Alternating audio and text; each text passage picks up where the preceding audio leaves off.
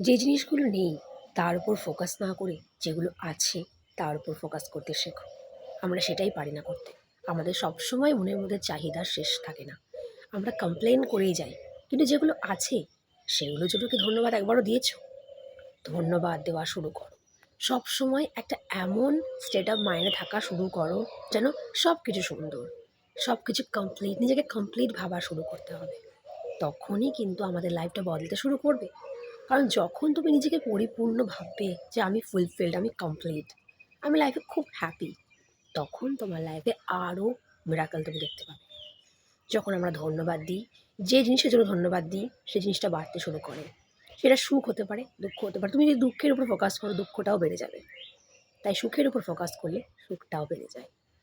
আর যার জন্য ধন্যবাদ দেবে, যেই পার্টিকুলার জিনিসটাকে তুমি থ্যাংক ইউ বলবে, এর জন্য ঈশ্বরকে ধন্যবাদ দেবে, সেই জিনিসটা তোমার লাইফে মাল্টিপ্লাই হয়ে যাবে। এটাই বাস্তব। তাই যার জন্য যেগুলো ভালো হচ্ছে সেগুলোকে ধন্যবাদ দাও এবং খুশিতে বাঁচো।